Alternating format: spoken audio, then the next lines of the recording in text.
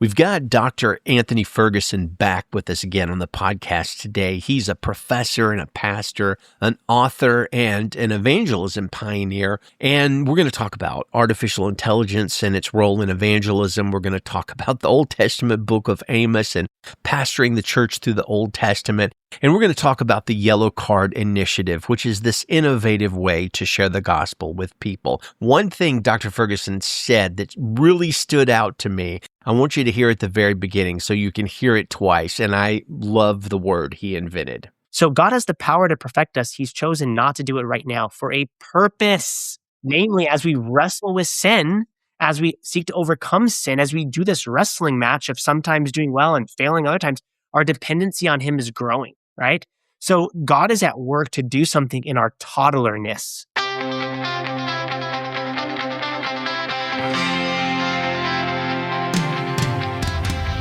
Broadcasting from the north central coast of California and the beautiful Redwoods, the Every Church Flourishing podcast is all about helping churches, leaders, and pastors find health, encouragement, practical advice, soul care, and resources that work together to build up your local fellowship and the broader kingdom of God.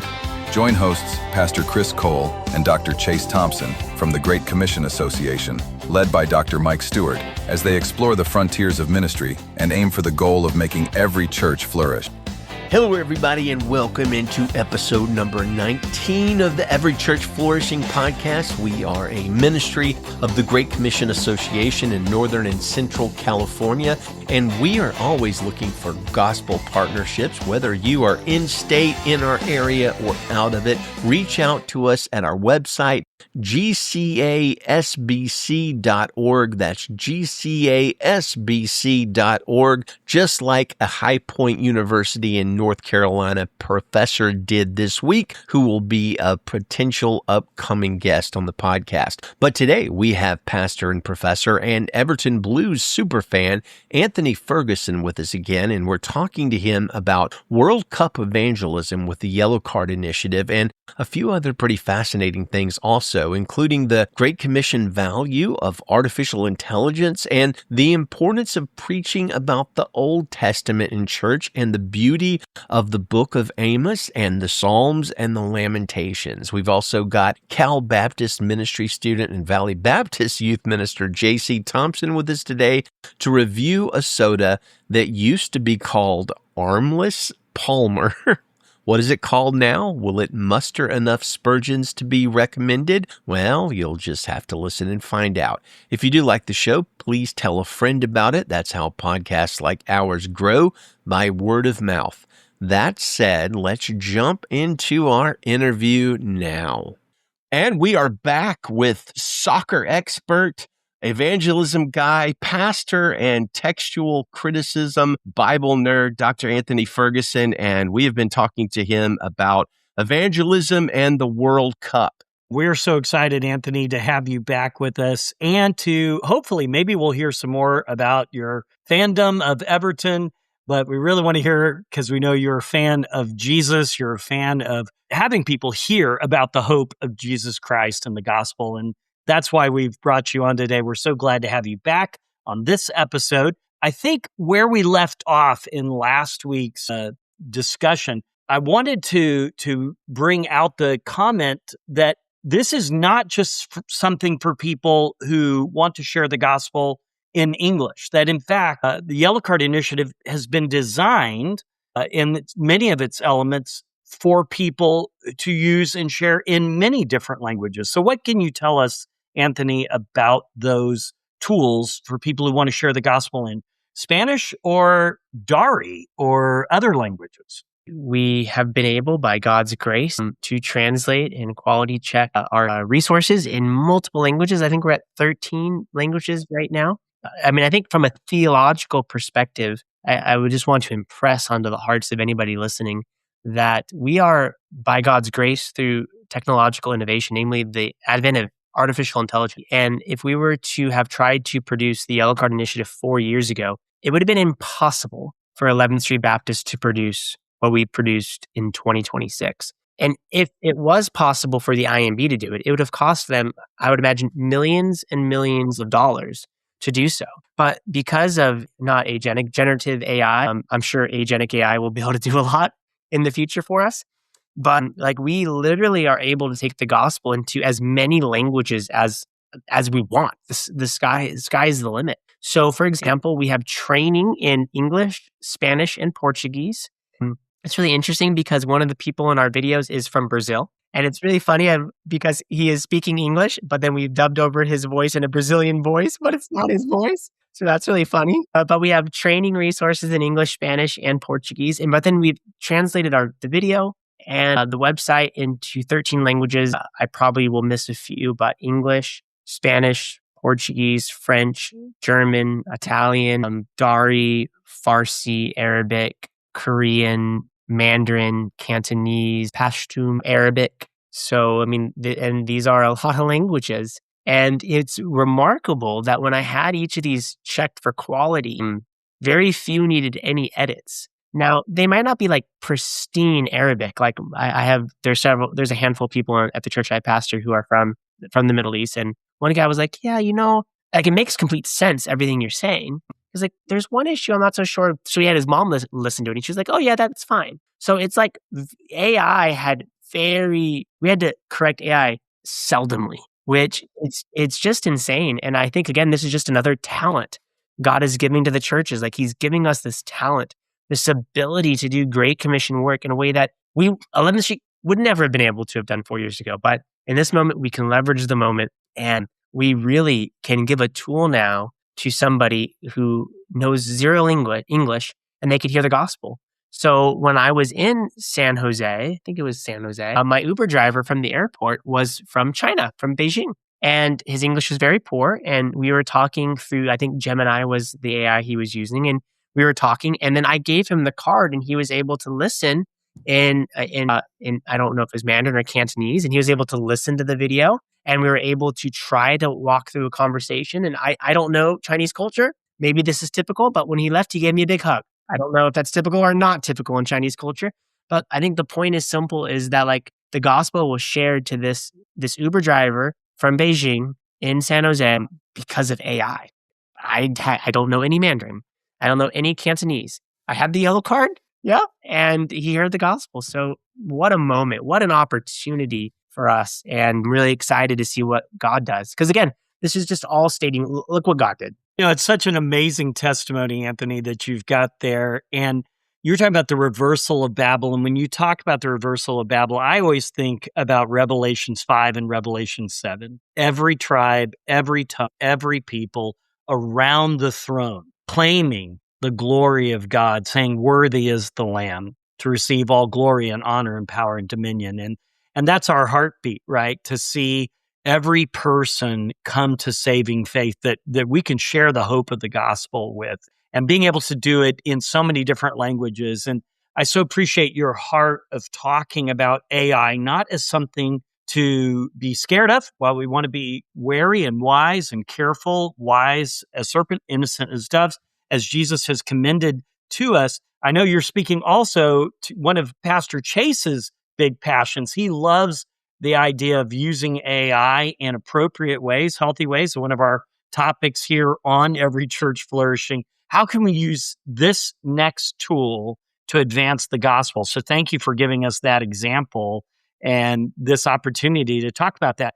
So I know that in the process of developing this yellow card, this yellow card right here, and it's got a QR code and it says North America 2026 on it. There's some little ramifications of using the wording around the World Cup event itself. But also, we wanted to use the yellow card as an opportunity to speak into so many different things, not just the World Cup. But I know that while you were beta testing this, you took some beta test yellow cards out to some MLS games. And you had some chances to share. What would you tell us about those experiences? Me and a couple friends went 2 times down to San Diego for the MLS playoffs. We, on one occasion, they were just like paper cards. The next was, I think, cardstock cards. So it wasn't good quality. And it definitely had a big QR code on the card. So the design was very, very different. So I would say it was a less strategic card. So we learned a lot from those beta tests. And I think we implemented what we learned to make the card that we have now in our hands. And so I went down twice, once with my uncle and then once with two friends from the church. And on average, I think a normal person, so if you're in a place where there's thousands of people, you can expect to hand out 80 to 100 cards per hour per person. And that's about what we did. We handed out around 300 cards. We had 30 people view the video, roughly. And then 3 people said they wanted to become Christians. So I took that information and I gave it to a church in San Diego, Grace Church San Diego, a church that's connected to Gateway Seminary. And I don't know what came of that, but definitely seeds were planted, and we can pray to Jesus that those seeds are being watered. So this is people were eating carne asada, they were drinking Modelo's, people were smoking weed, partying. And here I'm like, hey, get on your phone, look at my QR code.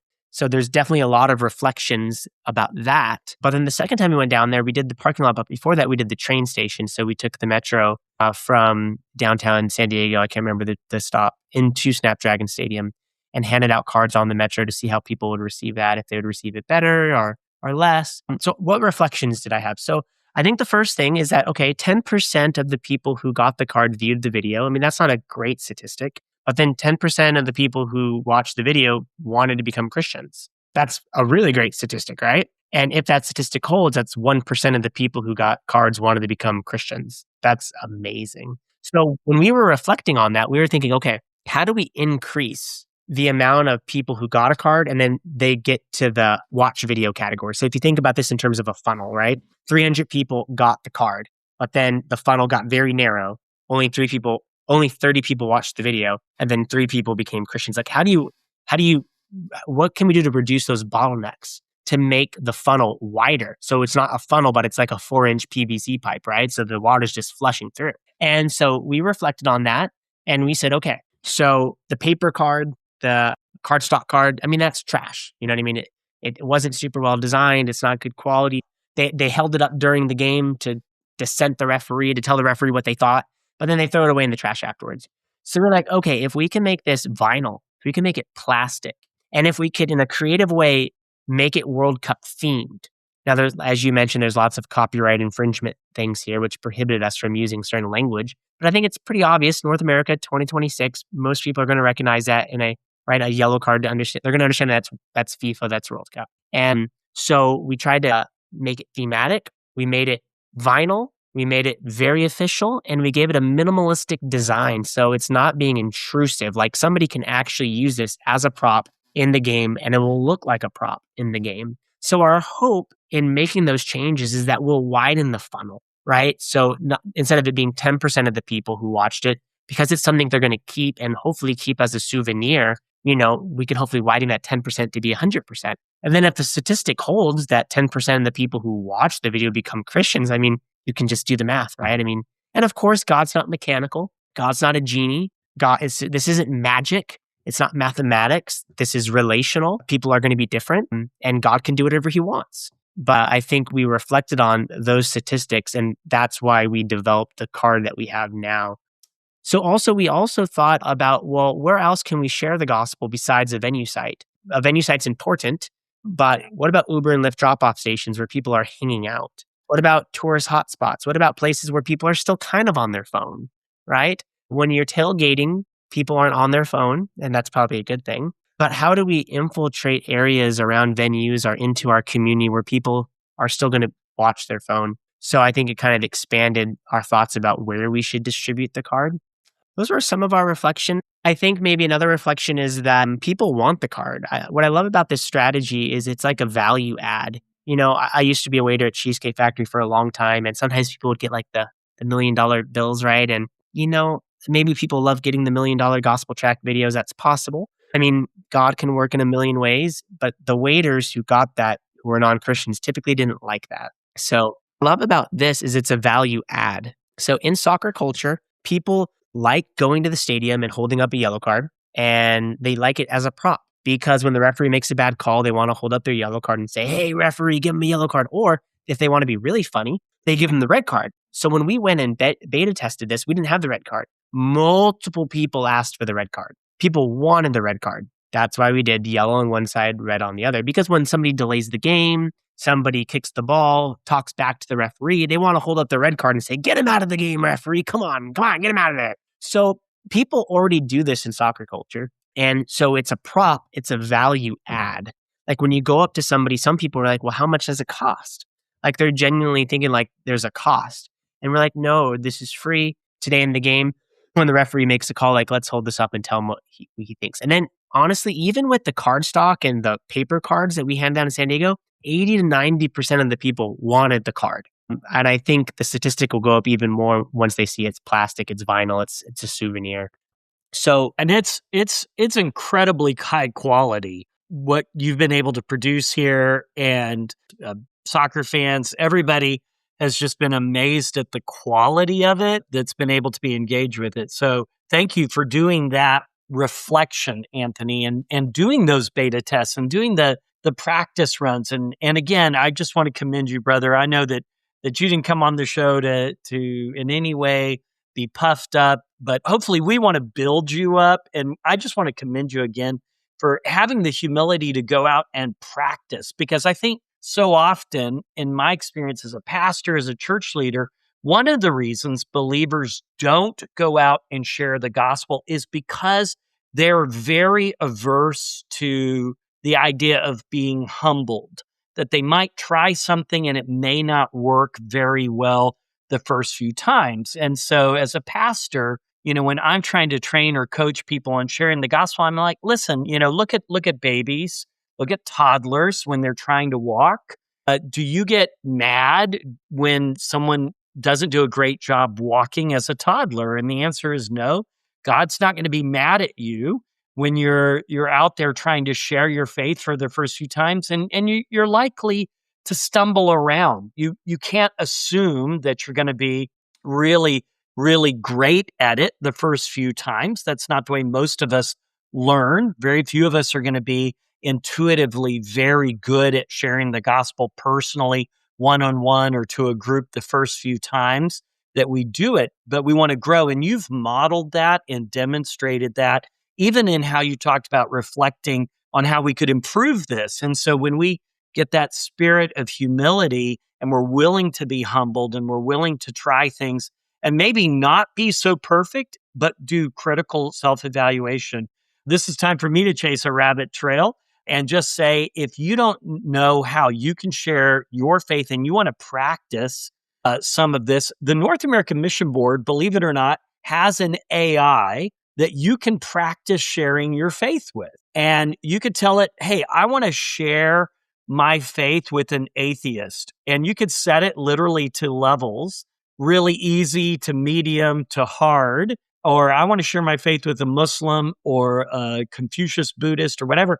And the AI will practice having that gospel conversation with you. And I'm sure Pastor Chase can put that link in our show notes and in the link to this. But that sort of leads me into that next question that I have for you, Pastor Anthony. And that is this: what do you say to people who are evangelism shy? How can they become a person that moves from just sort of like, I'm not really good at this, I'm not going to share my faith? How can they take that next step into actually not just thinking of evangelism as a good idea for other people, but something they can do themselves? I think first they need to be motivated, because it is scary, right?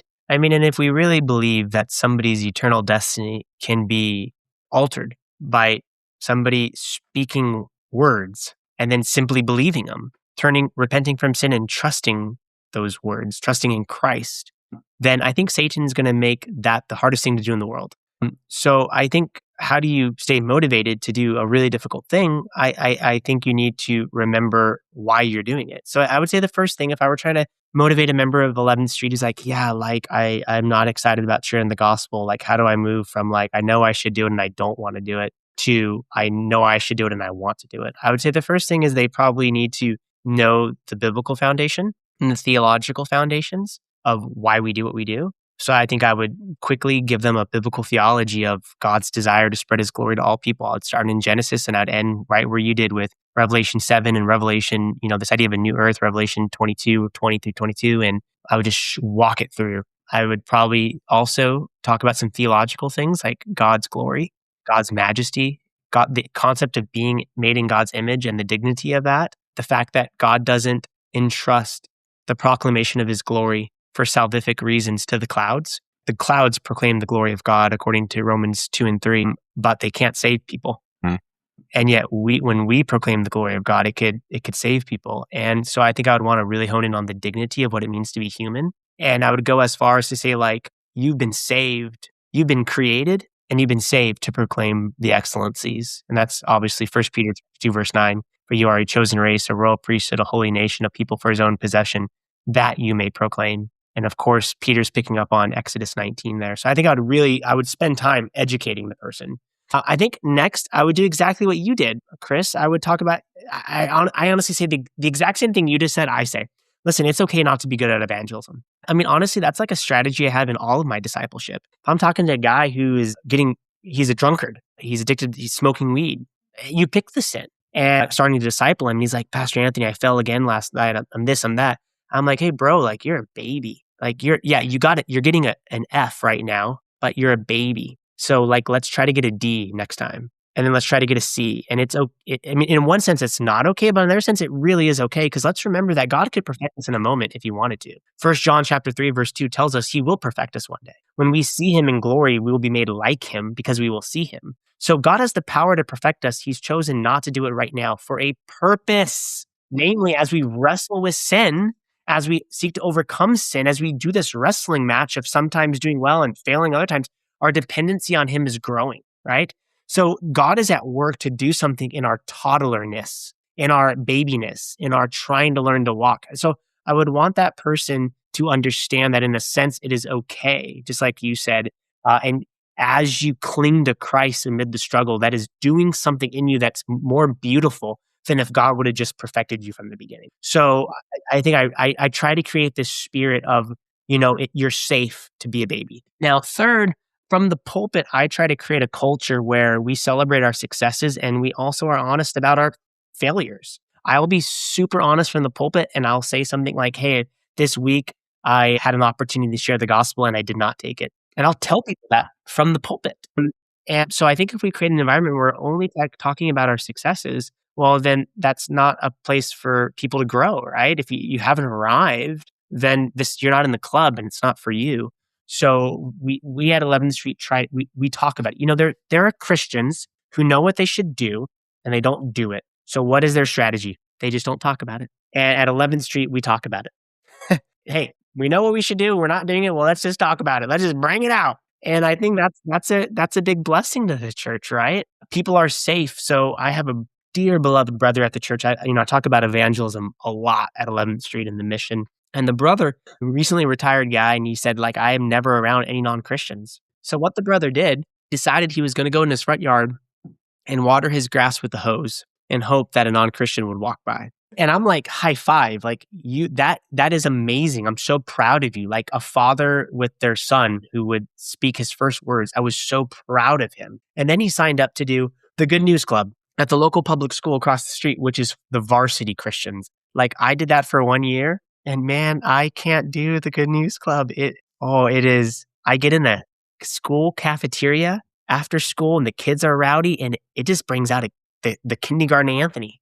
But this brother, he joined that and he's been faithfully going there, sharing the gospel every week during the school year. So, you create an environment where it's okay to be a learner. We're all learners. It's okay to be a grower. But I think you don't move like the goal. Like the goal is for us in the capacity that God entrusts to us, evangelism is to be faithful. We don't move the goalpost. It's not like it's okay to move the goalpost, but there's grace. There's lots of grace. We're going to be gracious to each other. And I think those are some things that I have done and would do with somebody who's evangelism shy to help move them from, hey, I know I should do it, but I'm not to, I want to do it and I know I need to. So. Yeah, fantastic. Well, let's get practical. Evangelistically speaking, millions of pastors and church leaders listen to this podcast. Real numbers, it's much less than that. But if a pastor or church leader is listening right now, and you have, with your compelling, winsome speech, have sparked in them a great desire to participate in the Yellow Card Initiative, and they want some of the cards and they want to train their people, can you briefly walk us through what that looks like and how that pastor gets in touch with you and what would happen afterwards? It's really simple. You would go to yellowcardinitiative.com and there is a get involved form where you would explain, it's multiple choice, right? How you want to be involved and how you want me to contact you. And I get notified of those forms. I check them every couple of days, maybe once a week. And I'll then respond via text or email, whatever you request. And we'll set up a phone call, a Zoom conversation.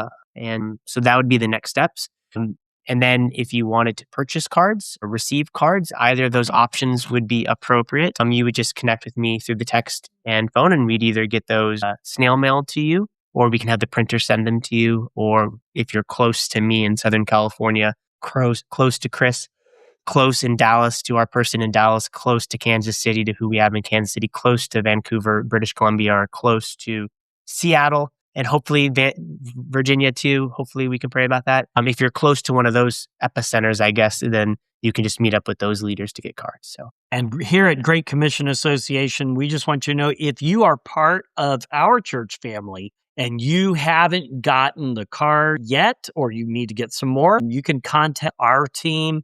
And we're happy to get you those cards and make sure that you've got all the resources that you need for that. We're excited about this. I think we've already given out, Pastor Anthony, I think at this moment we'd have to check, but I believe we've already given out to our churches for distribution somewhere over closing on 5,000 cards. We've had to order more cards to be shipped to us from the printer. So we're excited about it. We've got churches that are pretty much on board. We don't have a ton of time left, so we do kind of want to talk to you about the insight, unique gifts that you have. And we know that recently in your own pulpit, you've been preaching through the book of Amos. So you're an Old Testament scholar, you're preaching through the book of Amos. So what are some of the most powerful insights that maybe you've gained from that book or that you would like to share? And by the way, why should pastors also preach through Old Testament books? That's a great question. So yes, we should preach through Old Testament books. I guess in short, I would say God didn't accidentally preserve the Old Testament for us. If God wanted there to be a fifth or a sixth gospel, he could have done that. If he wanted a 14th and 15th and 16th epistle of Paul, he could have done that. We know that there are other letters that Paul sent to Corinth, and we don't have them. If God in his sovereignty wanted us to have more New Testament, he would have given it to us. God has preserved in his sovereignty and providence of all things an Old Testament made up of prophets, wisdom literature, poetry, writing, a variety of genres, including law or instruction. And he's done this on purpose.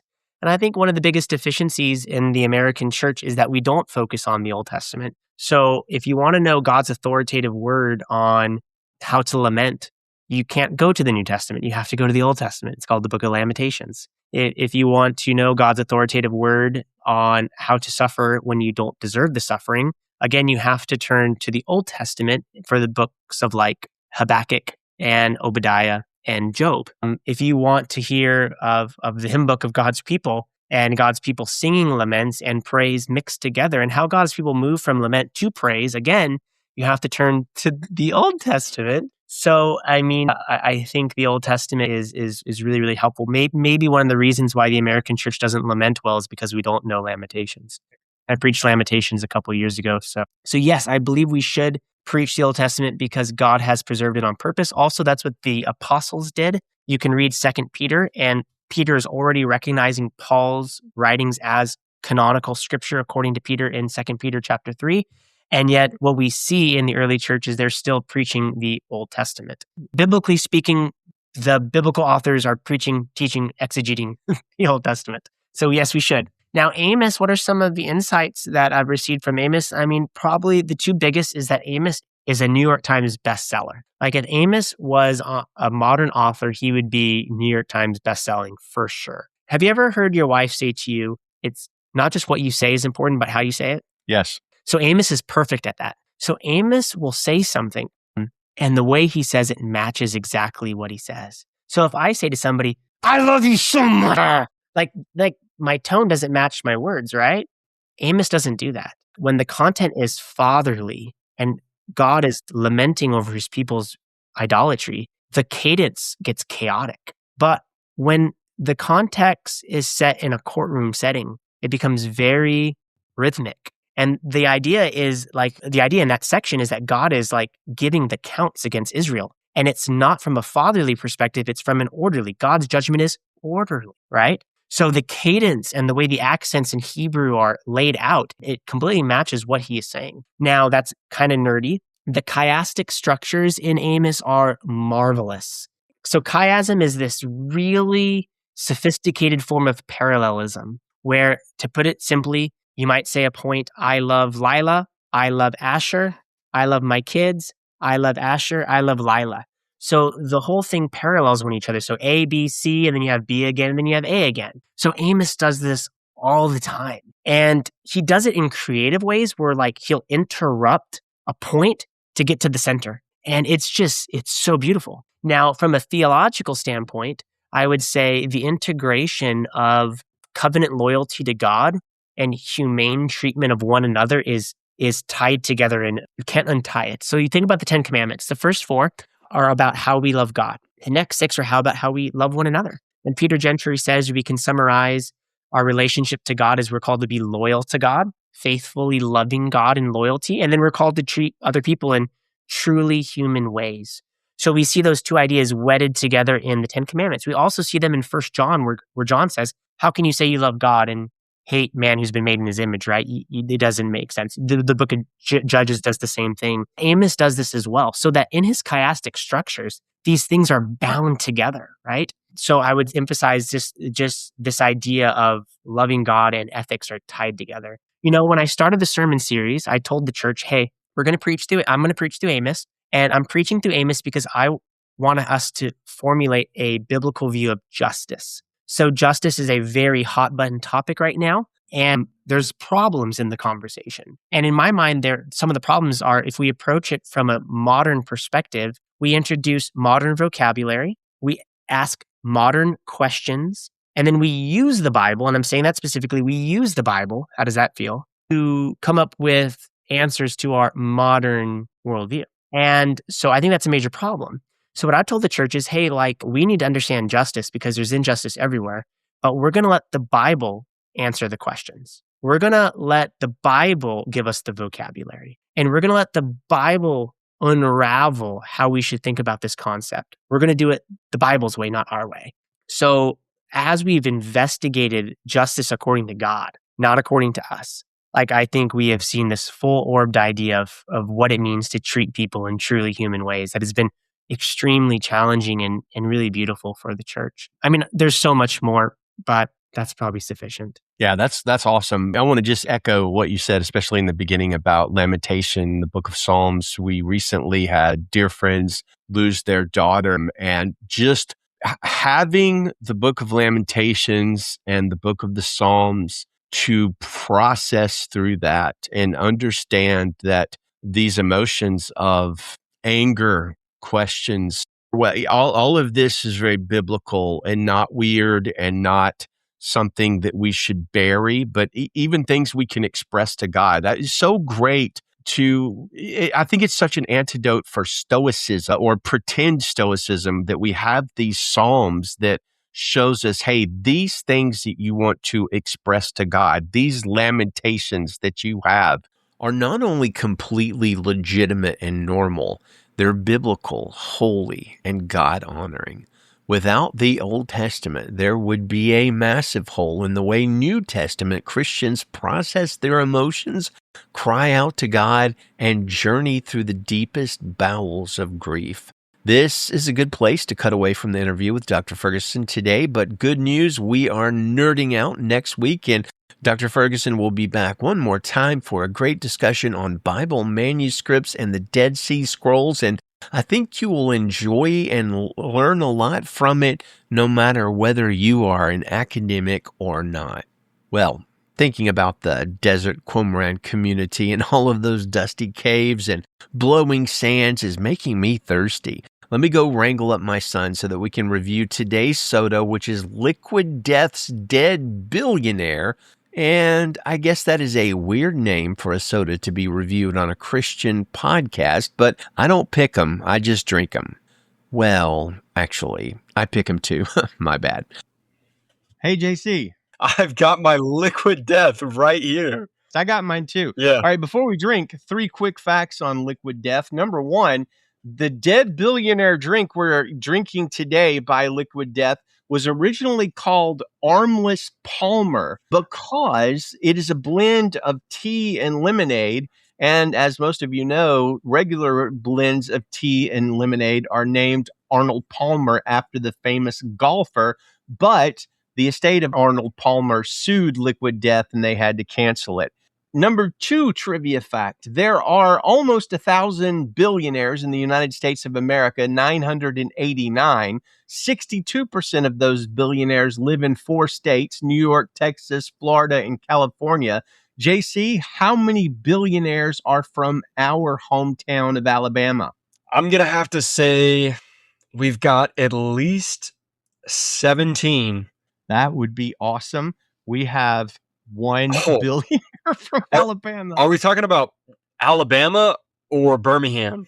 I'm talking about the whole state of Alabama. Oh my God. 1 billionaire, and he's an Auburn football supporter, which is kind of sad. That's pretty rough. And like we are. Finally, speaking of billionaires, Liquid Death itself is now, as of 2024, worth $1.4 billion, and we are going to taste it today to see if it is a $1 billion drink. Are you ready, JC? Let's crack it open. Here we go. All right. Huh. I don't smell much. Well, you've already drank it, huh? I better catch up. Man. Okay. Huh. 20 calories, which is really good. No artificial sweeteners. It's sweetened with agave. It's not soda-y. It's much more tea and lemonade forward. I'm kind of getting a little bit of mixed opinions on this one. It partially, this might just be me, but it kind of is tasting like a blueberry medicine, but at the same time, it's really refreshing. And so it's good, but it's just unlocking like an interesting memory for me. Okay, blueberry medicine. I'm not getting that. I'm getting a slightly watered down Arnold Palmer. Yeah. But here's the thing. It's only got 20 calories and it doesn't have artificial sweeteners. So Liquid Death is a substitute for sparkling water, essentially. It's not 0 calorie, but it's low calorie. And a lot of people are avoiding artificial sweeteners. So in terms of what it is, it's really tasty. I would rather have a full calorie Arnold Palmer with tea and lemonade. It's one of my favorite drinks, but this has got a good mouthfeel. As you say, it's refreshing. It's just a watered down version. For what it is, I'm going to give it 4 Spurgeons out of 5. What do you think, JC? You know, my takes might be a little bit off, but I really like the slogan, murder your thirst. And so I'm going to have to say it gets a 3.6. You know, it's not bad. It's really good. I just reminding of that blueberry medicine is just rough for me, but it's great. It's refreshing. 3.6 out of JC, 4.0 out of me. It does have a good looking can. So if you're watching on the video, maybe I like a that. Nice can. Okay, thanks for joining us. More reviews next week. Now that I'm refreshed with that agave, natural tea, and B vitamins, I think it's time to go for a run, or maybe a walk, or a hike, or a bowl of Cocoa Krispies. But before we head out, let me share a couple of tidbits of news from the Great Commission Association and remind you how to get some yellow cards of your own to equip your church for evangelism. There's a couple of ways. Number one, you can go visit the Yellow Card Initiative website, which is yellowcardinitiative.com. And I know initiative is kind of a tricky word, INITIATIVE, yellowcardinitiative.com, or you can email our association, the Great Commission Association of Southern Baptist Churches in California, at Mission Advance, all word, Mission Advance at gcasbc.org.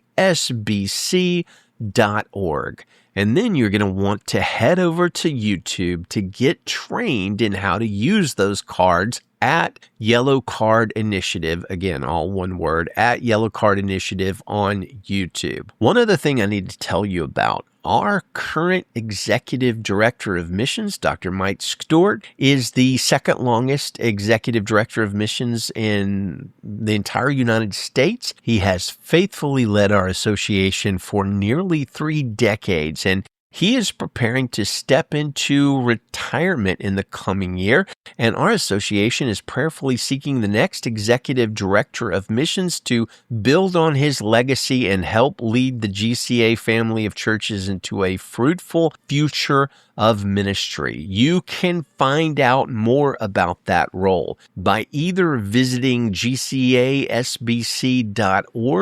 or you can come to our webpage, everychurchflourishing.com, and the show notes for this episode, episode 19, and in those show notes, you will find a link to the vanderbloemen.com website and a link to our description that tells you all about what we're looking for. Please check that out. And that's all for now. Good day to you. Thanks for listening, and Godspeed.